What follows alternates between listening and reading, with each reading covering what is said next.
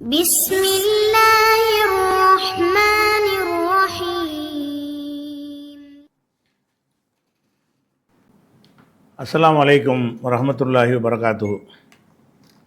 அன்பிற்குரிய சகோதர சகோதரிகளே, நீங்களும் ஆலிம்களாகலாம் என்ற பாடத்தில் புதன் வியாழன் ஆகிய 2 நாட்கள் திருக்குர்ஆன் வசனத்தினுடைய நேரடி தமிழாக்கத்தையும் தேவைப்படும் விளக்கங்களையும் பார்த்து வருகிறோம். நேற்றைய தினம் ஆல இம்ரானில் 23வது வசனத்தை பார்த்துருக்குறோம். அதில் அவங்க வேதத்துக்கு அவங்க ஒத்துக்கொண்ட வேதத்துக்கு அவங்களே மீறுறாங்க, மறுக்கிறாங்க என்று சொல்லிவிட்டு அதற்கு காரணத்தை இந்த வசனத்தில் எல்லாம் சொல்கிறான். தாலிக்க, இந்த நிலைமை, தாலிக்கண்டா இதுன்ற அர்த்தம். இதுண்டா இந்த நிலைமை. எந்த நிலைமை? அதாவது வேதம் என்று ஒத்துக்கொள்வது, அப்புறம் அதை மீறுவது. இந்த நிலைமை, இந்த நிலைமைக்கு காரணம் சபபு தாலிக்கன்னு வச்சுக்கிறணும். தாலிக்க என்றால் இதற்கு காரணம்.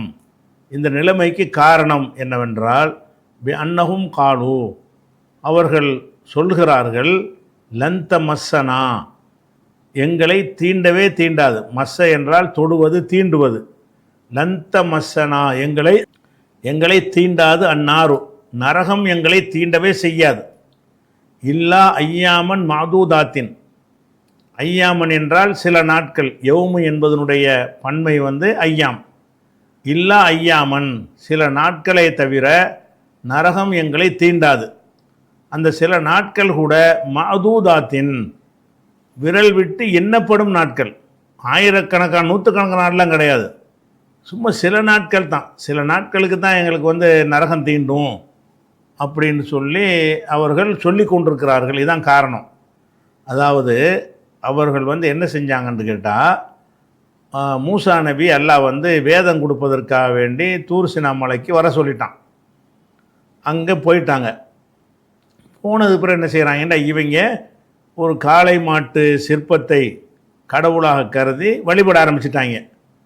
அவர் வர்றதுக்குள்ளே சிலை வணக்கம் செய்யக்கூடியவர்களாக மாறிட்டாங்க. இதுதான் அல்லான்னு சொல்லி வேற சொன்னாங்க. அப்போ கூடவே ஹாரூன் நபி இருந்து எவ்வளோ எடுத்து சொல்கிறாங்க, அவங்க கேட்க தயாராக இல்லை. கடைசியில் மூசா நபி பார்க்குறாங்க, இந்த நிலையில் சமுதாயம் சிலை வணங்குற மக்களாக இந்த 40 நாள் தான் இல்லை டைம் கொடுத்தான். 40 நாளில் திரும்பி வர்றாரு, டோட்டலாக மாறி கிடக்குறாங்க. அதுக்கப்புறம் நல்லா ஒரு எச்சரிக்கை பண்ணி திருந்தி எல்லாம் மன்னிச்சாங்கிற ஒரு விஷயம் இருக்கிறது. அப்போ இது 40 நாள் நாங்கள் ஒரு சிலை வணக்கம் செஞ்சோம்ல, அந்த 40 நாளைக்கு தான் எங்களுக்கு தண்டனையை. என்ன தப்பு செஞ்சாலும் அந்த 40 நாள் நாங்கள் சிலை வணங்கினதுக்காக உள்ள தண்டனையை தவிர எங்களுக்கு எந்த தண்டனையும் கிடையாது என்று சொல்ல ஆரம்பிச்சிட்டாங்க. நமக்கு தண்டனைன்னு கிடைக்கிறதா இருந்தால் இது ஒன்று தான் நமக்கு மூசா நபி மூலமாக குற்றமாக சொல்லப்பட்டது அவர்கள் வாழ்ந்த காலத்தில். அதனால் இந்த ஒரு செயலை தவிர வேறு என்ன செயல் செஞ்சாலும் நம்மளை நரகம் ஒன்றும் செய்யாது. அது காளை மாட்டை வணங்கினதுக்குன்னு உள்ள தண்டனை இருக்குல்ல, அது 40 நாள் வணங்கினால 40 நாள் தண்டிப்பானா. சில நாட்களை தவிர எங்களை நரகம் தீண்டாது என்று சொன்னதுனால நம்ம என்ன வேண்டாலும் செய்யலாம். அந்த காளை மாட்டை வணங்கினதுக்குன்னு ஒரு தண்டனை நமக்கு இருக்கிறது, அது சும்மா 40 நாளைக்கு. அதுக்கு பிறகு நமக்கு எதுவுமே கிடையாது. என்ன செஞ்சாலும் நம்மளை அது பாதிக்க. என்ன, காளை மாட்டை வணங்கின குற்றத்தை அவங்களுக்கு மறுக்க இயலாது. அவங்க வேதத்தில் இது பதிவு செய்யப்பட்டு விட்டது. அந்த சம்பவங்கள் அவங்களே மறுக்க முடியாமல் இருக்கிறதுனால அந்த தப்பை மட்டும் ஒத்துக்கிறாங்க. நாம் அந்த காளை மாட்டை வணங்கினது எங்களுக்கு தப்பு தான், பெரிய குற்றம் தான், அது இறைவனுக்கு நாங்கள் பெரிய துரோகம் செஞ்சிட்டோம், அதுக்கு தண்டனை இருக்குது அப்படின்னு சொல்வார்களே தவிர மற்ற எந்த குற்றத்தையுமே எங்களுக்கு தனி சலுகை அப்படின்னு சொன்னார்கள். அப்போ உள்ளத்தில் ஊறிப்போன விஷயம் என்னன்னு கேட்டால், இந்த குறிப்பிட்ட நாட்களுக்கு தான் எங்களுக்கு தண்டனைன்னு இருக்கும் பொழுது என்ன செஞ்சால் என்னென்ன, நம்ம எப்படி இருந்தாலும் 40 நாளைக்கு தான் தண்டிக்க போகிறான்ல. வேதத்தை மீறினா என்ன, மீறாட்டி என்ன, அந்த பாவத்துக்கு ஒரு தண்டனை நமக்கு இருக்கிறது. அதை தவிர நம்ம என்ன செஞ்சாலும் அதுக்கு நமக்கு தண்டனை கிடைக்காது அப்படின்னு அவங்க நினைக்கிறாங்க. இந்த நினைப்பு தான் இவ்வளவுக்கும் காரணமாக இருக்குது. வேதம்னு தெரிஞ்சுக்கிட்ட அந்த வேதத்தினுடைய போதனையை மீறுறான் இல்லையா, அதுக்கு என்ன காரணம்? இப்படி அவன் நினைக்கிறது தான் காரணம். தாலிக்க ஓ சபபு தாலிக்க, இதற்கு காரணம். தாலிக்கண்டா இதுன்னு தான் இருக்குது, அது இதற்கு காரணத்தை நல்லா சொல்கிறான். ஓ சபபு தாலிக்க, இதற்கு காரணம், இந்த நிலைமைக்கு காரணம். எந்த நிலைமைக்கு? அதாவது வேதம் என்று ஏற்றுக்கொண்டே வேதத்தை மீறுவது, மறுதலிப்பது. அது காரணம் என்னென்னு கேட்டால், பி அன்னஹும் காலு, அவர்கள் கூறியதன் காரணமாகத்தான். கூறியதன் காரணமாக என்னத்தை கூறினார்கள்? லந்த மஸ்ஸனா, எங்களை தீண்டவே செய்யாது, அந்நாரு நரகம் தீண்டவே செய்யாது, இல்லா ஐயாமன் சில நாட்கள், அந்த நாள் கூட இப்போ நூற்றுக்கணக்கில் வராது, மாதூதாத்தின் எண்ணப்படக்கூடிய நாட்கள், அதால் விரல் விட்டு எண்ணக்கூடிய நாட்கள். அவன் 40 நாள் சொல்கிறாங்க அவங்க, எண்ணப்படக்கூடிய நாட்களை தவிர எங்களுக்கு நரகம் தீண்டாது என்று அவர்கள் சொன்னார்கள்ல, அதுதான் இதற்கு காரணம். அவங்களுடைய உள்ளத்தில் நமக்கு 40 நாள் நரகத்தை தவிர என்ன செஞ்சாலும் நமக்கு ஒன்றுமே ஆகாது, நான் எவ்வளோ பாவத்தை வேண்டாலும் செய்யலாம், எவ்வளோ கொடூரமான வேலையை வேண்டாலும் செய்யலாம் என்று அவங்க சொன்னாங்க.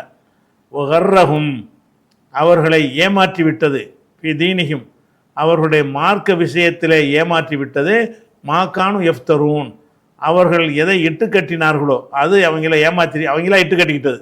இந்த 40 நாளை தவிர எல்லாம் எங்களை தண்டிக்க மாட்டான்னு சொல்லி அவங்களா இட்டு கட்டி கொண்ட காரணத்தினால மார்க்க விஷயத்தில் அவங்கள ஏமாத்திருச்சு. ஒகர்ரகும், கர்ரனா ஏமாத்துறது, ஒகர்ரகும் அவர்களை ஏமாற்றி விட்டது, ஃபி தீனிகும், அவங்களுடைய மார்க்க விஷயத்தில் ஏமாற்றி விட்டது. மாங்கிறது அல்லதியுடைய அர்த்தம், மௌசூல். அல்லதி காணும் எஃப்தரூன், எதை அவர்கள் இட்டு கட்டுபவர்களாக இருந்தார்களோ அந்த ஒரு விஷயம் அவங்களுடைய மார்க்க விஷயத்தில் அவங்கள ஏமாத்திருச்சு. அப்போ இது இட்டுக்கட்டி தானே சொல்கிறாங்க. 40 நாளைக்கு மேலே எல்லாம் தண்டிக்க மாட்டான் என்று சொல்வது இட்டுக்கட்டினது தான். அவங்களா ஒரு செய்தி இட்டுக்கட்டி கொண்டு அதன் மூலமாக தங்களுக்கு உயர்வு கற்பித்து கொண்டு அதனால் நம்ம என்ன வேண்டாம்னு செய்யலாம்ங்கிற நிலைமைக்கு வந்துட்டதுக்கு காரணம் என்னென்னு கேட்டால், அந்த இட்டுக்கட்டி கொண்ட தப்பான கொள்கை தான் அது அவங்கள ஏமாத்திருச்சின்னு சொல்லி எல்லாம் சொல்லி காட்டினான். ஆனாலும் இவங்க நினைக்கிறபடி நடக்குமானா நடக்காது. ஏன்னு கேட்டால், எல்லாத்தையும் ஒன்று சேர்ப்போம். நீதி அநீதி தான் அங்கே பார்க்கப்படும். மறுமை நாள் ஒன்று இருக்குடா, நீ இப்படி நினச்சிக்கிட்டு இருக்கிற, நீ நினைக்கிற மாதிரி நடக்காது. மறுமையில் எல்லாரையும் ஒன்று சேர்த்து அவன் செஞ்ச செயலுக்கு விசாரிப்போம். யூதனாக இருந்தாலும் விசாரிப்போம், யூதன் இல்லாதவனாக இருந்தாலும் விசாரிப்போம், யாருக்கும் எந்த அநீதியும் செய்ய மாட்டோம். அப்போ எப்படிடா இருக்குது நிலைமைன்னு எல்லாம் கேட்குறான். இப்போ கைஃபண்டா எப்படி இருக்கும்? இதா ஜமானாகும், இவர்களை நாம் ஒன்று திரட்டும் போது, ஜமாண்டா திரட்டுவது, இதா ஜமானாகும் இவர்களை நாம் ஒன்று திரட்டும் பொழுது, லி யோமின் லா ரைப ஃபீஹி, சந்தேகமில்லாத ஒரு நாளில், சந்தேகமில்லாத நாளுங்கிறது கியாமத்து நாள், லி யோமின் லா ரைப ஃபீஹி, சந்தேகமில்லாத ஒரு நாளில் இவர்களை ஒன்று திரட்டும் பொழுது என்ன ஆகும்? எப்படி ஆகும்? என்ன ஆகும்? இப்போ உஃபியத்து குல்லு நஃப்ஸின், ஒவ்வொரு ஆன்மாவுக்கும் நிறைவேற்றப்படும், மா கசபத்து அவர்கள் சம்பாதித்தது, மாண்டா அல்லதி கசபத்து எதை சம்பாதித்ததோ அதை ஒவ்வொரு நஃப்ஸுக்கும் வழங்கப்படும். கசபத்துன்னு பெண்பாலாக வந்திருக்க காரணம் நஃப்ஸுங்கிறத பெண்பாலாக பயன்படுத்துவாங்க. நஃப்ஸுங்கிறது ஆன்மாங்கிறது மனுஷனை குறித்தாலும், நஃப்ஸுன்னு எந்த இடத்துலலாம் வருதோ அதை பற்றி பேசும்போது பெண்பாலை தான் யூஸ் பண்ணுவாங்க. மா கசபன்னு சொல்ல மாட்டாங்க, மா கசபத்து. அப்போ அந்த ஒவ்வொரு ஆத்மாவும் அது சம்பாதித்ததை நிறைவேற்றப்படும். ஒவ்வொரு ஆத்மாவுக்கும் என்ன கொடுக்கப்படும்? அது என்னத்தை சம்பாதிச்சோ, சம்பாதித்தல் என்பது நல்லதுக்கும் சொல்லப்படும், கெட்டதுக்கும் சொல்லப்படும். அவன் சம்பாதித்த நல்லது அவனுக்கு கொடுக்கப்படும், அவன் சம்பாதித்த கெட்டது அவனுக்கு கொடுக்கப்படும், முழுசாக கொடுக்கப்படும். நீ நினைக்கிற மாதிரி 40 நாளைக்கு கொடுத்துவிட்டு மீதி நாளைக்கெல்லாம் அவனை விட்டுருவோன்னு கிடையாது. அல்லது ஒரே ஒரு குற்ற செயலுக்கு மட்டும் தண்டித்து விட்டு மற்ற குற்ற செயலுக்கு தண்டனை இல்லைங்கிறதும் கிடையாது. அந்த சந்தேகத்துக்கு இடமில்லாத அந்த நாளில் எப்படி தீர்ப்பளிக்கப்படும் என்றால், உஃபியத்து என்றால் நிறைவேற்றப்படும். வஃபாண்டா நிறைவேற்றுறது. உஃபியத்து நிறைவேற்றப்படும். குல்லு நஃப்ஸின் ஒவ்வொரு ஆத்மாவுக்கும் ஒவ்வொரு நஃப்ஸுக்கும் நிறைவேற்றப்படும். மா கசபத்து அந்த நஃப்ஸு சம்பாதித்தது. அந்த நஃப்ஸு எதை சம்பாதித்ததோ, மாங்கிறது அல்லதியுடைய அர்த்தம், அல்லதி கசபத், அந்த நஃப்ஸு எதை சம்பாதித்ததோ அது ஒவ்வொரு ஆத்மாவுக்கும் வழங்கப்படும். பிரிச்சுலாம் பார்க்கப்படாது. யூத ஆத்மாவுக்கு இல்லை வேறு ஆத்மாவுக்கு தான் இருக்குன்னா சொல்லப்படாது. குல்லு நஃப்ஸின் ஒவ்வொரு ஆத்மாவுக்கும் வழங்கப்படும். மா கசபத் அது சம்பாதித்தது வழங்கப்படும். ஒஹும் அவர்கள் லா யுதலமூன அநீதி இழைக்கப்பட மாட்டார்கள். யாருக்கும் அநீதி இழைக்க முடியாது. அநீதி இழைக்கன்னா எல்லாரையும் சமமாக நடத்துவதுதான் அநீதி இழைக்காத ஒரு விஷயம். அவள் யூதன் செஞ்ச அநியாயத்தைலாம் விட்டுட்டோம்னு சொன்னால் ஒரு அநீதியாக போயிடும் அடுத்தவனுக்கு. அப்படி இருக்காது. ஒஹும் லா யுதலமூன் அவர்கள் அநீதி இழைக்கப்பட மாட்டார்கள். அப்படி ஒரு முழுமையாக தீர்ப்பளிக்கப்படுமே. அப்போ என்ன ஆகும் கதி? இன்றைக்கி நீ பேசிக்கிட்டு இருக்கிற, அன்னைக்கு என்னடா ஆகும் கதின்னு நல்லா கேட்குறப்ப கைஃப எப்படி ஆகும், என்னவாகும்? இதா ஜமான் ஆகும், அவர்களை நாம் ஒன்று திரட்டும் போது நிலைமை கைஃப ஹாலுகும் அப்படி வச்சுக்கிறேன். கைஃப என்றால் கைஃப ஹாலுகும், இவர்களின் நிலைமை எப்படி ஆகும்? இதா ஜமான் ஆகும், அவர்களை நாம் ஒன்று திரட்டும் பொழுது லியௌமின் லா ரைப ஃபீஹி, சந்தேகமற்ற ஒரு நாளில், சந்தேகத்துக்கு இடமில்லாத ஒரு நாளில், கியாமத்து நாளையில் நாம் ஒன்று திரட்டும் பொழுது இவர்கள் நிலை என்னவாகும்? உஃபியத்து குல்லு நஃப்ஸின், ஒவ்வொரு ஆத்மாவும் வழங்கப்படும், நிறைவேற்றப்படும். மா கசபத்து, அந்த ஆத்மா சம்பாதித்தது, அந்த மனிதன் சம்பாதித்தது அவனுக்கு வழங்கப்படுமே. அப்படி வழங்கப்படும் நாளில் என்ன ஆகும் அப்படின்னு கேட்குறான். ஒஹும், அவர்கள் லா யுதுலமூன், எந்த ஒரு அநீதி இழைக்கப்பட மாட்டார்கள். அநீதி இல்லாத தீர்ப்பு. தீர்ப்புனா எப்படி இருக்கும்? யாருக்கும் கடுகளவு அநீதி இல்லாமல் அவன் செஞ்ச ஒரு நன்மை கூட கூலி இல்லாமல் விடப்படாது. அவன் செஞ்ச ஒரு தீமை கூட கணக்கில் எடுக்காமல் விடப்படாது. அந்த தீமையை கூட அவன் நல்லா மன்னிக்கலாம். மன்னித்ததை அநீதின்னு சொல்ல மாட்டாங்க, சொல்கிறது கிடையாது. கணக்கெடுக்கப்பட்டு நாடியவர்களுக்கு எல்லாம் மன்னிப்பான், நாடியவர்களுக்கு தண்டிப்பான். நான் நன்மை செஞ்சவங்களுக்குரிய கூலியை குறைக்கவே மாட்டான். ஒஹும்லா யுதுலமூன், அவர்கள் அநீதி இழைக்கப்படவே மாட்டார்களே. அப்படிப்பட்ட ஒரு நாளில் இவர்கள் எல்லாம் ஒன்று செலுத்தும் பொழுது இவங்க நிலைமை என்னவாகும் அப்படின்னு சொல்லி அந்த யூதர்களுக்கு மறுமையை சொல்லி எல்லாம் எச்சரிக்கிறான். ஏன்னு கேட்டால் அவங்களும் மறுமையை நம்பின ஒரு கூட்டம். யூதர்கள் இப்படி, நம்ம முஸ்லீம்கள் இப்படி மௌத் இருக்கிறது, கபர் இருக்கிறது, திரும்ப எழுப்புதல் இருக்கிறது, விசாரணை இருக்கிறது, சொர்க்க நரகம் இருக்குது நம்ம நம்புகிறோம்ல, அந்த மாதிரி நம்பிக்கையில் தான் யூதர்களும் இருக்கிறார்கள். அதுக்கு தான் எல்லாம் என்ன செய்கிறான்டா, நீங்கள் இப்படி ஆட்டம் போடுறீங்களடா, அல்ல எல்லாரையும் ஒன்றா எழுப்பி நீதியான முறையில் தீர்ப்பளித்து அவங்க கதி என்னிடத்துக்கிட்ட ஆகும். நீங்களும் அவங்களும் ஒத்துக்கொண்டதை வச்சு தான் எச்சரிக்க முடியும். மறுமேண்ட ஒன்று நம்பாத பார்த்தீங்கன்னா சிரிச்சிட்டு போயிடுவான். எழுப்பப்படுறதா எங்கே இருக்குன்னு கேட்பான். அவன் ஒத்துக்கிட்ட ஒரு விஷயமா இருக்கும்போது அவனுக்கு எச்சரிக்கிறதுக்கு, அறிவுரை சொல்வதற்கு பொருத்தமான வாசகம் இது. உங்களை எல்லாம் ஒன்று திரட்டினா என்னவாகும்? யாருக்கு எந்த குறையும் வைக்காமல் முழுசாகத்தான் தீர்ப்பளிக்கப்படுமே. நீ செஞ்ச எந்த ஒரு தப்பும் கண்டுகொள்ளப்படாமல் விடாது. அப்படிப்பட்ட ஒரு நிலை ஏற்பட்டால் உங்கள் கதி என்னவாகும்? அப்போ மறுமையை நினைத்து நீ ஒழுங்காக வாழ்க்கையை மாற்றிக்க, ஆகிரத்தில் தப்பிப்போமா என்பதை மட்டும் கவனத்தில் வச்சுக்க என்று சொல்வதற்கு தான் இந்த ஒரு விஷயத்தை அறிவுரை எல்லாம் சொல்கிறான். இதோட இந்த விஷயம் முடிந்து விட்டது. அடுத்து வேறு டாபிக். இது வரைக்கும் யூதர்கள் வசனமாக வந்துச்சா. அடுத்து ஜென்ரலாக பொதுவாக உலகத்துக்கு சொல்லக்கூடிய ஒரு இறைவனுடைய வல்லமையை பற்றி சொல்லக்கூடிய ஒரு வசனம் இது. குல், நபியை நீங்கள் சொல்லுங்கள், அல்லாஹும்ம, இறைவா. சேர்த்து சொல்லும்போது குலில்லாஹும்ம, குல்லு தான் அந்த வார்த்தையுடைய அசலு. குல் என்று அங்கே ஒரு சுக்கூன் இருக்கிறது. அல்லாஹும்மாவோட அந்த அலிஃபை வசருடைய ஹம்சா அது போயிடும். அப்போ லாமில் ஒரு சுக்கூன் இருக்கிறது. ரெண்டு சுக்கூன் இருக்கிறதுனா என்ன செய்வாங்கன்னா, குலில்லாஹும்ம உடைச்சம்னு சொன்னால் குல் அல்லாஹும்ம, சேத்தம்னு சொன்னால் குலில்லாஹும்ம. அப்போ குல், நபியை நீங்கள் சொல்லுங்கள், அல்லாஹும்ம, இறைவா, மாலிக்கல் முல்கி, ஆட்சிக்கு அதிபதியானவனே. முல்குன்னா ஆட்சி, அதிகாரம். மாலிக்குன்னா அது எஜமான். அப்போ அதிகாரத்திற்கு எஜமானாக இருக்கிறவனே. தூத்தி, நீ வழங்குவாய், அல் முல்க, அதிகாரத்தை, ஆட்சியை வழங்குவாய். மன்தஷாவு, நாடியவர்கள், நீ யாரை நாடுகிறாயோ அவருக்கு நீ ஆட்சியை வழங்குவாய். ஓ தன்சிவு, நீக்கி விடுவாய், அல் முல்க, ஆட்சியை நீக்கி விடுவாய். மிம்மன் தஷாவு, யாரை நீ நாடுகிறாயோ அவனிடமிருந்து ஆட்சியை நீக்கி விடுவாய். ஒத்து இஸ்ஸு, நீ கண்ணியப்படுத்துவாய். அஸ்ஸை என்றால் இஸ்ஸத்தில் உள்ளது, இஸ்ஸத்துனா கண்ணியம். ஒத்து இஸ்ஸு, நீ கண்ணியப்படுத்துவாய். மன்தஷாவு, நாடியவர்களை நீ நினைச்சால நீ கண்ணியப்படுத்துவாய். ஒத்து தில்லு மன்தஷாவு, நீ நாடியவர்களை தில்லத்துனா இழிவு. ஒத்து தில்லு மன்தஷாவு, நீ நாடியவர்களை நீ இழிவுபடுத்துவாய் என்று நபியை நீங்கள் சொல்லுங்கள். அல்லாஹ் அல்லாவை பார்த்து நம்மளை சொல்ல சொல்கிறான். என்ன சொல்ல சொல்கிறான்? இறைவா, இந்த ஆட்சி அதிகாரம்லாம் இருக்குல்ல, இந்த ஆட்சி அதிகாரம்லாம் நீ நாடியாளுக்கு தான் கொடுப்பாய். வழங்க, நான் ரொம்ப இபாதத்து பண்ணிட்டேன், எனக்கு தான் அந்த ஆட்சி வரணும், நான் ரொம்ப தியாகம் பண்ணிட்டேன், நான் தான் உலகத்தில் இருக்கிற மகா நல்லவன், அதனால் எனக்கு ஆட்சி வரணும்னு கேட்க இயலாது. ஆட்சியை கொடுப்பதற்கு என்ன அளவுகோல் என்றால் ஒரு அளவுகோலும் இல்லை. அல்லாவுடைய விருப்பம் மட்டும் தான் அளவுகோல். மகா கெட்டவனுக்கும் கொடுப்பான் அல்ல, மகா நல்லவனும் கொடுக்காம இருப்பான். நான் நல்லவனாக இருந்து எனக்கு தராமல் கெட்டவனாக இருந்து ஏன் கொடுத்துறேன்னு கேட்க இயலுமான்னா கேட்க இயலாது. ஏன்னா உலகத்தில் உள்ள எந்த ஒரு செல்வத்தை கொடுப்பதற்கு அவனுக்கு அதுக்கு ஒரு குவாலிஃபிகேஷனை வச்சு எல்லாம் கொடுக்கறது இல்லை. நினச்சா கொடுப்பான், இவனுக்கு ஆட்சியை கொண்டா கொடுத்துருவான். அல்லாஹ் நாடியவனுக்கு ஆட்சியை கொடுப்பான். ஆட்சியை கொடுக்கறதை பொறுத்த வரைக்கும் அல்லாஹ் யாருக்கு வேண்டாலும் கொடுப்பான். ஃபிரௌனுக்கும் கொடுப்பான், சுலைமான் நபிக்கும் கொடுப்பான். அல்லாஹ் நாடினால் ஃபிரௌன்ட்டையும் ஆட்சியை கொடுப்பான், அல்லாஹ் நான் ஒரு நபிட்டையும் கொடுப்பான். அப்போ அதுக்கு இப்போ அடிப்படை என்ன? அவங்க நல்லவங்களாக இருக்கணும், ஒரு சிறந்தவங்களாக இருக்கணும். அந்த அளவுகள்லாம் கிடையாது ஆட்சி வழங்குறதுக்கு. அதனால தான் ஒவ்வொரு காலகட்டத்திலையும் கெட்டவர்களும் ஆட்சியில் இருக்கிறாங்க, நல்லவர்களும் ஆட்சியில் இருக்கிறாங்க. அதே மாதிரி செல்வத்துக்கு எல்லாத்துக்கும் அப்படி தான். பணக்காரன் ஆகுறது நாடியை தான் கொடுப்பான். நாடுனா யாரையா பணக்காரனாக்கி விட்டுருவான், நாடுனா ஏழையாக்கி விட்டுருவான், நல்லவனை கூட ஏழையாக்குவான், கெட்டவனை கூட பணக்காரனாக்குவான். இது எல்லாமே அல்லாஹ்வுடைய சுய விருப்பத்தின்பால், சுய அதிகாரத்தின்பால் உள்ள ஒரு விஷயம்.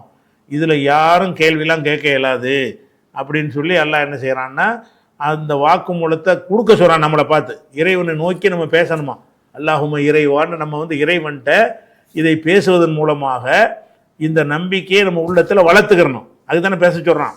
அல்லாஹும்ம இறைவா, மாலிக்கல் முல்கி, ஆட்சிக்கு அதிபதியானவனே, தூத்தில் முல்க மந்தஷாவு, நீ நாடியவருக்கு நீ ஆட்சியை கொடுப்பாய், எங்களுக்கு ஆட்சி தரலை என்பதற்காக நாங்கள் வருத்தப்பட மாட்டோம். இன்றைக்கி அப்படி இருக்கிற நம்ம கெட்டவன்ட்ட ஆட்சி வந்து நம்மளை துன்பப்பட்டுக்கிட்டு இருக்கிறோம். அந்த துன்பத்துக்கெல்லாம் ஒரு ஆறுதலாக இருக்குமா இல்லையா? இந்த வாக்குமூலத்தை அல்லாஹ்வை நோக்கி நீங்கள் பேசி இந்த நம்பிக்கையை வளர்த்துக்கிட்டீங்கன்னு சொன்னால் யாருக்கு வேணாலும் கொடுப்பான். அதுக்கு என்ன செய்கிறது? அல்லாஹ் நாடிட்டா கொடுக்கத்தான் செய்வான். நம்ம விருப்பம் வந்து இவன் வரக்கூடாதுன்னு நம்ம நினைப்போம். ஒருத்தன் ஆட்சிக்கு இவன் வராமல் வந்தால் நல்லா இருக்குமேன்னு நம்ம நினச்சோம். ஆனால் வந்துட்டானா இல்லையா? வந்ததுக்கு என்ன காரணம்? நல்லவன் காரணம் கிடையாது. இறைவன் நாடு அவன் ரைட்டை காட்டுவான். இந்த உலகத்தில் தண்டனை போக்குவரத்துலாம் மறுமையில் தான். கெட்டவனை தண்டிக்கிறது, பனிஷ்மெண்ட்டுக்கு உள்ள உலகம் வேறு இருக்கிறது. இந்த உலகத்தில் அந்த விஷயத்தை நான் வச்சுக்கிறது இல்லை. அப்படிங்கிறதுனால தான் அல்லாஹ் வந்து இந்த பிரார்த்தனையை நமக்கு செய்யுமாறு, நபி அவர்களே செய்யுமாறு கட்டளையிடுறான். அப்போ செஞ்சால் என்ன செய்யணும்னு கேட்டால் இதை மனசில் பதிய வைக்கணும். எப்படி? அல்லாஹும்ம இறைவா, மாலிக்கல் முல்கி, ஆட்சியின் அதிபதியே, தூத்தி, நீ வழங்குகிறாய், அல் முல்க, ஆட்சியை வழங்குகிறாய், மன் தஷாவு, நீ நாடியவருக்கு வழங்குகிறாய், எங்களுக்கு வழங்காட்டி எங்களுக்கு ஒரு வருத்தமும் கிடையாது அப்படின்னு அர்த்தம். அதுக்கு ஓ தன்சிவு, நீ நீக்கி விடுகிறாய், அல் முல்க, ஆட்சியை நீக்கி விடுகிறாய், மிம்மன் தஷாவு, நாடியவர்கிட்டமிருந்து ஆட்சியை நீக்கி விடுகிறாய். நேற்று பிரதமராக இருந்தவர் இன்றைக்கி பிரதமராக இல்லை, இல்லாமல் போச்சு, அதுக்கு கவலைப்பட முடியுமா? இல்லை. அவன் நாடுனா முடிஞ்சு போச்சு. அவன் நீக்கணும் நாடி இருக்கிறான். அப்போ நீக்கணும் நாடி நாணையானால் நீக்கி விடுவான். நீ தான் அதை செய்கிறாய். அதே மாதிரி ஒரு மனுஷனை உலகத்தில் கண்ணியமாக வைக்கிறான், ஒரு மனுஷனை வந்து கேவலமாக்கி வச்சுருக்கான். உலகத்தில் இந்த கண்ணியம் வந்ததுனால மறுமையில் கண்ணியம்னு அர்த்தம் கிடையாது. உலகத்தில் கேவலமாக ஒருத்தர் நடத்தப்பட்டதுனால மறுமையிலும் கேவலமாக இருப்பான்னு கிடையாது. ஆனால் உலகத்தில் உள்ள விஷயத்தை பொறுத்த வரைக்கும் எந்த மாதிரி நடந்தால் எல்லாம் கண்ணியப்படுத்துவான் அப்படிலாம் கிடையாது. எந்த மாதிரி நடந்தால் எல்லாம் கேவலப்படுத்துவான் அப்படிலாம் ஒன்றும் கிடையாது. எந்த மாதிரி நடக்காட்டாலும் சரி, அவன் நினச்சா கண்ணியப்படுத்துவான். யாரை பற்றி நினைக்கிறான், இதுதான் இஸ்லாமிய ஃபண்டமெண்டல் கொள்கை தான். அவன் நாடியவரை கண்ணியப்படுத்துவான். ஏன் அவனுக்கு ஏன் கண்ணியம் பண்ணான்? அவனோட ரைட் அது. ஏன் அவனுக்கு அந்தஸ்தை கொடுத்தான்? அவனுக்கு அல்லாவுடைய ரைட் அது, அல்லாவுடைய தனிப்பட்ட அதிகாரம் அது. ஒத்து இஸ்ஸு மந்தஷாவோ, நீ நாடியவர்களை கண்ணியப்படுத்துகிறாய், ஒத்து தில்லு, இழிவுபடுத்துகிறாய், மந்தஷாவோ, நீ நாடியவர்களை இழிவுபடுத்துகிறாய் இறைவா அப்படின்னு சொல்லி அல்லாஹ்வாகிய என்னை நோக்கி நபியை நீ கேளுங்கிறான். நபியை நோக்கி கட்டளையிறான். நபியே நீ என்ன செய்யணும்? என்னை பார்த்து இந்த மாதிரி ஒரு வாக்குமூலத்தை கொடு அப்படிங்கிறான். மேலும் சொல்லுகிறான், இறைவனை பார்த்து நம்ம பேசுகிற பேச்சு இது. எதிக்கல் ஹைரு, நன்மைகள் உன் கையிலே இருக்கிறது. எது என்றால் கை. எதிக்கல் ஹைரு, உன் கையில் தான் நன்மை இருக்கிறது. எல்லா நன்மை யார் கையில் இருக்கிறது? உன் கையில் தான் இருக்கிறது. கையிலன்னா கையிலன்னு அர்த்தம் இல்லை, அதிகாரத்தில் இருக்கிறது. இன்னக்க, நீ அலா குல்லி ஷையின், ஒவ்வொரு பொருட்களின் மீதும் கதீருன், ஆற்றல் மிக்கவன், உனக்கு எல்லாமே முடியும். நீ நினைச்சாயானால் எதை வேண்டாலும் செய்ய முடியும். அதனால் வந்து இதில் வந்து நீ செய்கிற ஏற்பாடுகளில் நாங்கள் கேள்வி கேட்க மாட்டோம். இந்த உலகத்தில் நீ வழங்கக்கூடிய பாக்கியங்களை பார்த்து நாங்கள் வந்து நம்பிக்கையில் தளர்வடைஞ்சிட மாட்டோம். நாங்கள் என்ன நினைப்போம்? மகா கெட்டவங்க கையில் அதிகாரத்தை கொடுத்துற சொல்லாவை ஊர் விட்டு வரட்டினான்லங்க, அவங்க தானே ஓங்கி இருந்துச்சு. ஓங்கி இருந்தால் நம்ம என்ன விளைவிக்கிறோம்? அல்ல அப்படி நாடி இருக்கிறான். இப்போதைக்கு அவனுக்கு கொடுத்துருக்குறான், அவ்வளவுதான். அவன் நாடி இருக்கிறான், அவனுக்கு கொடுத்துருக்குறான். பிறகு ரசூல்லா கையில் ஆட்சியை கொடுத்தான். அதை எப்படி எடுத்துக்கிறோம்? அவங்களுடைய திறமையை கொண்டு பெற்றாங்க, நாங்கள் எடுத்துக்கிற மாட்டோம். ரசூலுக்கு ஆட்சியை கொடுத்த ஒரு நாடுனா தந்தான், அவ்வளவுதான். நாடுலான்னா தரமாட்டான். அல்லாஹ் நாடினால் தருவான், நாடினால் தரமாட்டான் என்ற ஒரு விஷயந்தான் இஸ்லாத்தினுடைய ஃபண்டமெண்டல் நம்பிக்கை, அடிப்படை நம்பிக்கை. இந்த நம்பிக்கையின் அடிப்படையில் தான் நம்முடைய வாழ்க்கை முழுசுமே அமைஞ்சிருக்கணும். இந்த நம்பிக்கை வந்துருச்சுன்னு சொன்னால் மனக்குழப்பம் வராது, எல்லாமே அல்லாஹ்வுடைய நாட்டத்தில் நடக்கிறது என்றால் நமக்கு பொறாமை வருமா? நீங்களும் ரெண்டு பேரும் ஒன்றா சேர்ந்து ஒரு தொழில் ஆரம்பிக்கிறீங்க. பக்கத்து வீட்டுக்காரன் வந்து அவன் பெரிய அதிபர் ஆகிட்டான், நீங்கள் சாதாரண பெட்டிக்கடை வச்சுக்கிட்டு இருக்கிறீங்க. இதில் தான் மனச்சோறு உங்களுக்கு வரலாமா? என்ன வரணும்? அல்லாஹ் அவனுக்கு கொடுக்க நாடி இருக்க, நமக்கு நாடல் அவ்வளோதான், மறுபடியும் பெட்டிஷனை போடுவோம் அப்படின்னு எடுத்துக்கணுமே தவிர, இது இல்லாத காரணத்தினால் என்னுடைய தொழுகை வீணாகி விட்டது, என்னுடைய நோன்புக்கு பயனில்லாமல் போய்விட்டது, என்னை இறைவன் கண்டுகொள்ளவில்லை அப்படின்னு சொல்லலாமா? சொல்லக்கூடாது. எந்த மாதிரியான ஒரு நிலைமைக்கு நீங்கள் வந்தாலும் எதில் இருக்கனே, அவன் நாடினான் தந்திருக்கிறான், நாடினான் தரவில்லை. யாருக்கு நாடினானோ அவருக்கு தருகிறான், யாருக்கு நாடுனானோ அவருக்கு தரவில்லை. அப்படிங்கிற ஒரு விஷயத்துக்கு நீங்கள் வரணும் என்பதற்கு தான் அல்லாஹ் வந்து இந்த அறிவுரையை சொல்ல சொல்கிறான். இன்னொரு அர்த்தத்தை பார்த்துருங்க. குல் நபியை நீங்கள் சொல்லுங்கள், அல்லாஹும்ம இறைவா. அல்லாஹும்மங்கிறது அல்லாஹ் என்கிற வார்த்தை தான் இறைவனுக்குரிய சொல்லு. கூப்பிடுவதற்கு என்ன செய்வோம்? யா அல்லாங்கிறோம்ல, யா அல்லாஹுங்கிறதுக்கு பதிலாக அல்லாஹுக்கு பின்னாடி ஒரு மீமை சேர்த்து என்ன செய்வாங்க? அல்லாஹும்மன்னு சொல்கிறாங்க. இது வந்து எந்த ஒரு கிராமர் படியும் உள்ள சொல்லு கிடையாது. அரபுகள் இப்படி பழக்கத்தில் வந்துருச்சு. இதே மாதிரி வந்து வேறு சொல்லுக்குன்னா நீங்கள் செய்யக்கூடாது. அல்லாஹுக்கு செய்கிற மாதிரி ஒரு இஸ்மாயிலை கூப்பிட்டு இஸ்மாயில் உம்மன்றக்கூடாது. அந்த இம்மங்கிற வார்த்தையை வந்து அழைப்பதற்கு சேர்க்குறோம்ல, அது வந்து அனைத்துக்கும் உள்ளது கிடையாது. அல்லாவை கூப்பிடும்போது அல்லாஹ் ஹும்மாம்பாங்க, அல்லாவை அழைக்கும் பொழுது மாத்திரம் இந்த ஹும்மங்கிற சேர்ப்பாங்களே. ஹும்ம கூட இல்லை, ஹூ தான் அதில் இருக்குத. இம்மன்னமானதான், இம்மன்னு ஒன்று சேர்த்துறாங்க. அந்த அல்லாங்கிற சொல்லோடு என்ன செய்கிறான்? இம்ம அப்படின்னு ஒரு சொல்லை வந்து சேர்க்குறான். சேர்த்து சொல்கிறது வந்து நீங்கள் என்ன செய்யக்கூடாது? இதே மாதிரி எல்லா சொல்லுக்கும் சேர்க்கலாம்னு நினைக்கக்கூடாது. இது வந்து அந்த அல்லாங்கிற சொல்லுக்கு மட்டும் உள்ளது தான். இது எந்த அர்த்தத்தில் யூஸ் பண்ணுவாங்கன்னா, யா அல்லாங்கிற அர்த்தம். அல்லாஹும்மங்கிறதுக்கு வந்து கிராமர் படி இதுக்கு வந்து ஒரு பொதுவான விதியின்படி இதுக்கு அர்த்தம் செய்ய முடியாது. அல்லாஹும்மாவுக்கு மட்டும் ஒரு தனி சட்டம். அப்போ அல்லாஹும்மண்டா யா அல்லா இறைவா, மாலிக்கல் முல்கி ஆட்சிக்கு அதிபதியே. மாலிக்குன்னா எஜமான், உரிமையாளன். முல்குன்னா ஆட்சி, ஆட்சிக்கு அதிபதியாக இருக்கக்கூடியவனே. தூத்தி நீ தான் வழங்குகிறாய், அல் முல்க ஆட்சியை வழங்குகிறாய், மன்தஷாவோ நீ நாடியவர்களுக்கு ஆட்சியை வழங்குகிறாய். ஒன்று வழங்குறது மட்டும்தான் அல்லாவுடைய நாட்டமா? ஓ தன்சிவுல் முல்க ஆட்சியை நீக்கி விடுகிறாய். நசா என்று சொன்னால் சட்டையை போட்டு கலட்டுறோம்ல, அதுக்கு பேர் நசா. நசா என்று சொன்னால் ஒரு ஆடை அணிந்திருப்பவன் அந்த ஆடையை கலட்டுவான்ல, அந்த கலட்டுற ஒரு செயலுக்கு நசா என்று சொல்வார்கள்.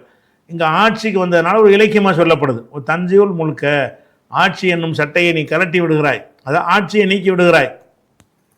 மிம்மன் தஷாவோ நீ நாடியவர்களிடமிருந்து, நீ யார் விஷயத்தில் நாடுகிறாயோ அவர்களிடமிருந்து ஆட்சியை கலட்டி விடுகிறாய். அதுக்கப்புறம் வந்து ஒத்து இஸ்ஸு மன்தஷாவோ, இஸ்ஸத் என்றால் கண்ணியம். இஸ்ஸத்துங்கிற வார்த்தையை அஸ்ஸன்னு சொன்னால் கண்ணியமாக நடந்தான்னு அர்த்தம். இன்னொருத்தனை கண்ணியப்படுத்துறதுக்கு என்ன செய்வாங்கன்னா அஃபு அல வசனுக்கு மாற்றிடுவாங்க. அஸ்ஸ அஸ்ஸ என்ற அஸ்ஸன்னு இருக்குல்ல, அஸ்ஸன்னு மாற்றிடுவாங்க. அஸ்ஸ என்றால் கண்ணியப்படுத்தினான். அஸ்ஸவுடைய வருங்காலம் யுஇஸ்ஸு, யுஇஸ்ஸுடைய முன்னிலை வந்து துஇஸ்ஸு. துஇஸ்ஸு என்றால் நீ கண்ணியப்படுத்துவாய். துஇஸ்ஸு என்ற வார்த்தை வந்து இது அஃபு அல வசனில் உள்ளது. அஸ்ஸ என்ற சொல்லில் இருந்து எடுத்தால் துஇஸ்ஸுன்னு வராது. அஸ்ஸ அஸ்ஸன்னு ஆக்கி அஸ்ஸன்னு ஆக்கணும்னு சொன்னால் அதுக்கு தான் வருங்காலத்தில் வந்து லம்மு செஞ்சு வரும். அப்போ அஸ்ஸ யுஇஸ்ஸு, யுஇஸ்ஸுலேருந்து யுஇஸ்ஸு யுஇஸ்ஸானி யுஇஸ்ஸுன்னு துஇஸ்ஸுன்னு வரும்ல, அந்த துஇஸ்ஸு தான் இது. துஇஸ்ஸு நீ வந்து கண்ணியப்படுத்துகிறாய், மன்தஷாவு நீ நாடியவர்களை கண்ணியப்படுத்துகிறாய். அதுக்கப்புறம் ஒத்து தில்லு, தில்லுங்கிற வார்த்தை அதான். தில்லுத்துன்னா இழிவு, தல்ல என்றால் இழிந்தான். அதை அஃபோர்டன் மாற்றினீங்கன்னா அதுலல, அதுலன்னு சொல்லக்கூடாது. அதல்ல, அதல்ல என்றால் இழிவாக்கினான், அதல்ல என்றால் அடுத்தவனை இழிவாக ஆக்குறது. அப்போ அதனுடைய வருங்காலம் வந்து யுதில்லு. யுதில்லு என்பதனுடைய ஒரு முன்னிலை வந்து துதில்லு. ஓ துதில்லு நீ வந்து இழிவுபடுத்துகிறாய், மன்தஷாவு நாடியவர்களை நீ இழிவுபடுத்துகிறாய். நாடுனா கண்ணியப்படுத்துகிறாய், நாடுனா இழிவுபடுத்துகிறாய்.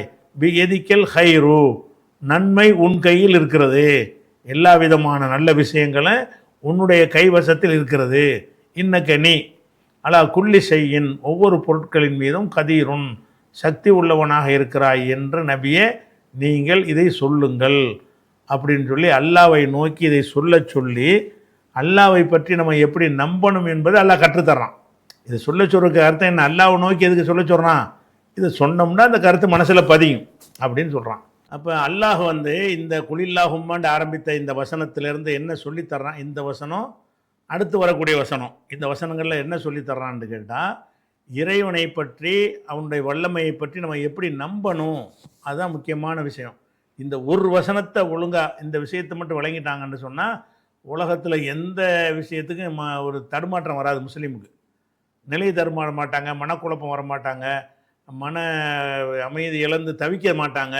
எல்லாம் நாடி இருக்கிறான், அவ்வளவுதான், அதுக்குள்ளே எல்லாம் அடங்கி போச்சு. இது ஒரு விஷயமாச்சா. அதை தொடர்ந்து அல்லாஹ் சொல்கிறான், இறைவா தூளிஜுல் லைல ஃபின் நஹாரி, இரவை, அவுலஜ என்றால் நுழைத்தாண்டு அர்த்தம், அதுகல அவுலஜ என்றால் ஒரு விஷயத்துக்குள்ளே ஒன்றை நுழைப்பது. அப்போ அவுலஜவுலேருந்து யூலிஜுல இருந்து தூளிஜுங்கிறது முன்னிலை. தூளிஜு நீ நுழைக்கிறாய், அல்லைல ஃபின் நஹாரி இரவை பகலில் நுழைக்கிறாய். மேலும் தூளிஜுன் நஹார ஃபில் லைலி பகலை இரவில் நுழைக்கிறாய். இறைவனை பற்றி நம்ம இறைவனுடைய வல்லமையை இறைவன்ட்டே சொல்கிறோம். இறைவா நீ இப்படிப்பட்ட ஆள் தெரியுமா, இரவை பகலில் நுழைக்கிறாய், பகலை இரவில் நுழைக்கிறாய் அப்படின்னு ஒன்றை சொல்கிறான். இந்த இந்த சென்டென்ஸுக்கு தப்சீர்களில் எடுத்து பார்த்தீங்கன்னா பலவிதமான அந்த காலத்து புரிதல் பிரகாரம் பலவிதமான விளக்கங்களை கொடுத்துருப்பாங்க. என்ன உதாரணத்துக்கு சொல்வதாக இருந்தால், அந்த இப்னு கசீருங்கிற நூலில் அது சொல்கிறாரு, தாஹுது மின் தூளி ஹாதிகி இப்போ தசீதுஹு பி கிசரி ஹாதிகி, அதாவது 12 மணி நேரம் தான் பகலாம், 12 மணி நேரம் தான் இரவாம். சில நாட்களில் வந்து பகல் கூடி போயிடுதான், பகல் குறைஞ்சிருதான், இரவு கூடி போயிருதான், இரவு குறைஞ்சிருது, இப்படி வருதுல்ல. இதைத்தான் இது சொல்லுதுங்கிறார். இப்னு ஹஜர் என்ன சொல்கிறாருன்னு, இப்னு கசீர் என்ன சொல்கிறாருன்னு கேட்டால், பகலில் இரவை நுழைக்கிறாய்ன்னு கேட்டால் 13 மணி நேரம் பகலாக உள்ளதில் 1 மணி நேரத்தை எடுத்து இரவு பக்கம் சேர்த்து விட்டுருக்குறாய், அது 13 மணி நேரமாக ஆயிடுது. அப்போ இரவுடைய நேரத்தை குறைச்சி பகலில் சேர்க்கிறாய், பகலுடைய நேரத்தை குறைத்து இரவில் சேர்க்கிறாய் அப்படிங்கிற மாதிரி ஒரு அர்த்தத்தை இவர் கொடுக்குறார். இந்த வார்த்தைக்கு வந்து இவர் மாத்திரம் கொடுக்கலாம், எல்லா தப்சீர்கள்லையும் என்ன பண்ணுறாங்கன்னு கேட்டால், தூளிஜுல்லைல ஃபின்னஹாரி இரவை பகலில் நுழைக்கிறாய், பகலை இரவில் நுழைக்கிறாய் என்று அந்த வாசகத்தினுடைய நேரடி அர்த்தம். இந்த நேரடி அர்த்தம் விளங்கினாலும் இதனுடைய கருத்து என்ன அப்படிங்கிறதுக்கு என்ன சொல்கிறாங்கன்னு கேட்டால், பகலில் இரவை நுழைக்கிறாய் அப்படின்னா என்ன அர்த்தம், பகலுக்குள்ளே இரவு நுழையுதுன்னு அர்த்தம், இரவில் பகல் நுழையுதுன்னு அர்த்தம். அப்போ நுழையிறதுக்கு என்ன அர்த்தம் என்று கேட்டால், பகலுக்குரிய இடத்தை வந்து இரவு எடுத்துக்கொள்கிறது, இரவுக்குரிய இடத்தை பகல் எடுத்துக்கொள்கிறது. அதன் காரணமாகத்தான் சில நேரங்களில் வந்து 13 மணி நேரம் பகலாகவும் 11 மணி நேரம் இரவாகவும் இருக்கிறது. சில காலங்களில் வந்து இரவு 13 மணி நேரமாகவும் பகல் 11 மணி நேரமாகவும் இருக்கிறது. அப்போ இதில் உள்ளதை குறைகிறத எடுத்து அதில் போட்டுடுறான், அதில் உள்ளது குறையிறது இதில் போட்டுடுறான்னு சொல்லி ஒரு அர்த்தம் இதை கொடுக்குறாங்க. அவங்க சிந்தித்த வகையில் அவங்க புரிந்து கொண்டு அதை சொல்லியிருக்கிறாங்க. ஆனால் வந்து இது வந்து இந்த வசனம் சொல்லுதுன்னு எடுத்துக்கிற முடியாது. ஏன்னு கேட்டால், இரவில் பகலை நுழைத்தல், பகலில் இரவை நுழைத்தல்ங்கிறது முழு உலகத்துலேயுமே அப்படி இல்லை. சில பகுதியில் வந்து இரவாகவே இருக்கும், எப்போ பார்த்தாலும் துருவ பிரதேசங்களில் 6 மாதம் பகல் 6 மாதம் இரவாவெலாம் இருக்கும். அப்போ அதுக்கெல்லாம் இவங்க சொல்கிற வியாக்கியானம் பொருந்தாது. அந்த நாலேஜெலாம் இல்லாத ஒரு காலத்தில் ஏதாவது இவ்வளோதான் 1 மணி நேரம் 2 மணி நேரம் தான் வித்தியாசம் வர்றேன் அப்படிங்கிற பகுதியை மாத்திரம் அறிந்து வைத்திருந்த நிலையில் அவங்க தப்சீர் எழுதின காரணத்தினால அந்த பூகோள அமைப்புக்கு ஏற்றவாறு சிந்தித்திருந்தாங்கன்னா இந்த அர்த்தம் தப்புன்னு வழங்கியிருப்பாங்க. இரவு பகலில் நுழைக்கிறது, பகலில் இரவில் நுழைக்கிறது என்பது வந்து பூமி முழுசும் ஏற்படவே இல்லை, சில பகுதிக்கு தான் ஏற்படுகிறது, சில பகுதிக்கு ஏற்படவே இல்லை. அப்படிங்கும்போது இது ஒரு விளக்கமாக சொல்லக்கூடாது. அப்போ இதுக்கு என்ன அர்த்தம் அப்படின்னு பார்த்தீங்கன்னா, இரவு பகல் வருதுல, ஒரு வெள்ளை ஒரு கருப்புன்னு வச்சுக்கிறோங்க, ஒரு வெள்ளை வெள்ளை வெள்ளை வெள்ளை ஸ்க்ரீன் பின்னாடி இருக்கிறது, ஒரு கருப்பு ஸ்க்ரீன் இருக்கிறது. இந்த வெள்ளை ஸ்க்ரீனுக்கு அடுத்தது டக்குன்னு கருப்பு மாற்றினு வைங்க, வெள்ளை மாறின உடனே கருப்பை மாறிடுதுல, ஜர்க்காய் மாறும். இப்படி மாறுறது ஒரு வகை. இப்படி மாறும்போது எந்த ஒன்றில் நுழைய கிடையாது. வெள்ளைன்னு ஒன்று இருக்கிறது, டக்குன்னு கருப்பாக மாறிடுது. அது வெள்ளையில் பின்னாடி நான் ஒரு துணியை போட்டிருக்கிறேன், வெள்ளை துணியை போட்டிருக்கிறேன், அது உங்களுக்கு தெரிகிறது. ஒரு செகண்டில் வெள்ளை துணிக்கு பதிலாக கருப்பு துணியை மாற்றுறேன், அப்போ என்ன ஆயிரும், கருப்பாக மாறிடும். இப்படி மாறும் பொழுது வெள்ளைக்குள்ளே கருப்பு நுழையவும் இல்லை, கருப்புக்குள்ளே வெள்ளை நுழையவும் இல்லை அப்படின்னு அர்த்தமாயிரும். அதே நேரத்தில் வந்து இப்படி இருக்குன்னு வைங்க, ஒரு வெள்ளையாக இருக்குது, அந்த வெள்ளையில் என்ன செய்கிறதுன்னு கேட்டால் கொஞ்சம் கொஞ்சமாக கருப்பை சேர்க்கறது, வெள்ளை இருந்துக்கிட்டு இருக்கும்போது அந்த வெள்ளை தான் உங்களுக்கு இருந்துக்கிட்டு முழு வெள்ளையாக இருக்கும். வெள்ளையாக இருக்கும்போது அந்த வெள்ளை கலரில் லேசாக அந்த கருப்பை வந்து ஒரு 10% கருப்பு சேர்க்குறது, அப்புறம் இன்னொரு 10% சேர்க்குறது. அப்போ அந்த வெள்ளை கலந்து கருப்பு அந்த வெள்ளையுடைய இந்த வெளிச்சத்தினுடைய பிரைட்டு கம்மியாகி அந்த கருப்புடைய தாக்கம் வந்துக்கிட்டே இருக்கும். அப்படியே 10% 10% 10%ஆக சேர்த்து கடைசியாக அந்த கருப்பை காட்டுச்சுன்னு வைங்களேன். அப்படி காட்டும் பொழுது என்ன ஏற்படுதுன்னு கேட்டால், வெள்ளைக்குள்ளே கருப்பு நுழையிறது இப்போ தான் வருது. வெள்ளைக்குள்ளே கருப்பு நுழைஞ்சிருது இல்லை, வெள்ளை இருந்துக்கிட்டு இருக்கும்போது வெள்ளைக்குள்ளே கருப்பு நுழைகிறதுன்னு சொன்னால், அந்த வெள்ளை கலர் இருக்கும் பொழுது டக்குன்னு கருப்பை மாற்றி விடாமல் வெள்ளை இருந்துக்கிட்டு இருக்கும்போதே கொஞ்சம் கொஞ்சமாக அதில் கருப்பை ஏற்றிக்கிட்டே வந்து கடைசியில் கருப்பில் வந்து முடிச்சிடுறது. இப்படி இருக்குது. இப்போ உலகத்தில் இரவு பகல் ஏற்படுறது எப்படி ஏற்படுது? அந்த மாதிரி ஏற்படுதா, இந்த மாதிரி ஏற்படுதா? இந்த மாதிரி திடீர்னு வெள்ளையாக இருக்கும், பளிச்சுன்னு இருக்கும், திடீர்னு கருப்பாக அப்படி ஆகுதா? இரவு பகல் ஏற்படுத என்ன மாதிரி ஏற்படும் என்றால், பகலாக இருந்துக்கிட்டே இருக்கும், அந்த பகலுக்குள்ளே இரவு நுழைஞ்சிக்கிட்டே வரும். ஒரு 5 மணிக்கு மேலே பார்த்தீங்கன்னா அது பகலாகவும் இருக்கும், இரவாகவும் இருக்கும். பகலுக்குள்ளே இரவு நுழையிற நமக்கே தெரியும். அதனுடைய அந்த பிரைட்னஸ் கம்மியாகி கம்மியாகி கம்மியாகி கம்மியாகி கடைசியில் கருப்புக்கு வரும்.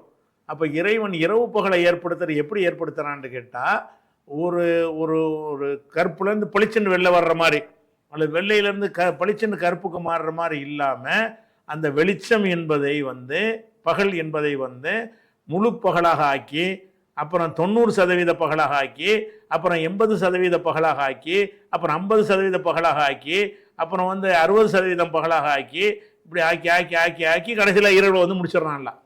அப்போ நம்ம இரவு பகலை நீங்கள் கவனித்து பார்த்தீர்கள் என்று சொன்னால், அந்த இரவுக்குள்ளே பகல் நுழைந்து கொண்டு தான் மாறுகிறது, திடீர்னு மாறுவதில்லை.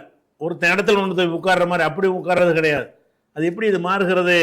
ஒரு பொருளை எடுத்து விட்டு ஒரு பொருளை வைக்கிற மாதிரி இருக்குதா, அல்லது ஒன்றுக்குள்ளே வந்து நுழைந்து மாறுற மாதிரி இருக்குதான்னு பார்த்தீங்கன்னா இப்படி தான் இருக்கிறது. இந்த மாதிரி விளக்கம் கொடுப்பது தான் இது பொருத்தமாக இருக்கும். இரவில் பகலை நுழைக்கிறாய் என்று சொன்னால், இரவு பகலை ஒரு அற்புதமாக நான் வச்சிருக்கிறேன், இரவும் இருக்குது, உனக்கு பகல் வேண்டி இருக்கிறது, திடீர்னு விடிஞ்சோன்னா திடீர்னு வெளிச்சமாகி வருதா? வரல. அந்த பகலை தரும்போது கூட எப்படி செய்யறான்ல, லேசாக வருது, சூரியன் வர முந்தி அதனுடைய வெளிச்சம் நமக்கு வருது, அப்புறமா வந்து கொஞ்சம் கொஞ்சமாக வந்து சூரியன் தலையை காட்டுது, அப்புறம் வெளிச்சம் வருது, அந்த வெளிச்சம் வர வர உச்சிக்கு வர வர அதிகமாகுது, அதிகமான அப்படி குறைகிறது, குறையும் போது அந்த பகலுக்குள்ளே இருட்டு நுழையத்தானே செய்யுது. உச்சி வெயில் கடந்துருச்சுன்னு சொன்னால் அந்த பகலுடைய பிரைட் கம்மியாகுதுல்ல, கம்மியாகுதுன்னா என்ன அர்த்தம்? அந்த பகலுக்குள்ளே இரவு தன்மை நுழைந்து கொண்டே வருதுன்னு அர்த்தம். நுழைஞ்சிக்கிட்டே வந்து வந்து வந்து சூரியன் மறையும் போது டார்க்காக போயிடுது, கருப்பாக போயிடுது.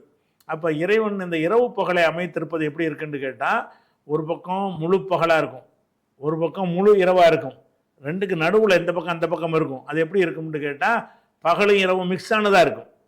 பகலும்னு சொல்ல முடியாது, இரவுன்னு சொல்ல முடியாத அளவுக்கு பகலுடைய முழு வெளிச்சம் குறைந்து, இரவுடைய முழு தாக்கமும் குறைந்து, ரெண்டுக்கு மத்தியமான ஒரு நிலையில் இருந்து தான் என்ன செய்யும், குறைஞ்சிக்கிட்டே வந்து இரவு வருகிறது. அப்போ இந்த வார்த்தைக்கு அர்த்தம் வந்து, இரவில் குறைகிற நேரத்தை பகலில் போட்டு போடுறான், பகலில் குறைகிற நேரத்தை இரவில் போடுறான் என்பது வந்து அது வந்து ஒரு பொருத்தமான ஒரு விஷயமாக இல்லை. ஆனால் இந்த இது பொருத்ததாக இருக்குது. அது நுழையிறதல் என்பது நம்ம வரவும் இல்லை. அதில் நுழையிறது அது வேறையாக தான் ஆகுது. நுழையிறதுன்னா என்னது, 13 நிமிஷம் ஆக்கி விட்டு 13 மணி நேரம் ஆக்கிட்டு அதை 11 மணி நேரம் ஆக்குறதுங்கிறதுல ஒன்றுக்குள்ளே ஒன்று நுழைதல்ங்கிறத கற்பனை பண்ண முடியலை. அல்லாஹ் என்ன வார்த்தையை போடுறான், நுழைக்கிறாயின்னு போடுறான். நுழைக்கிறாயின்னு என்ன அர்த்தம்? பகல் இருக்கணும், அது உள்ளக்க வந்து வெளிச்சம் இரவு நுழையணும் அப்படின்னு வரும். அப்போ தூளிஜுல்லைல, இப்போ தூளிஜுல்லைலங்கிறதுல நுழைக்கிறான் என்று வர்றதுனால நுழைத்தல்ங்கிறது எப்படி வரும்டா, இப்போ நான் சொன்ன மாதிரி வச்சா தான் நுழைத்தல்ங்கிறது வரும். அவங்க சொன்ன மாதிரி வச்சிங்கன்னா நுழைத்தல்ங்கிறது வராது. இது குறித்த கூடுதல் விஷயங்களை வந்து இன்ஷா அல்லாஹ் நம்ம என்ன செய்வோம், அடுத்த வாரத்தில் பார்ப்போம். அஸ்ஸலாமு அலைக்கும்.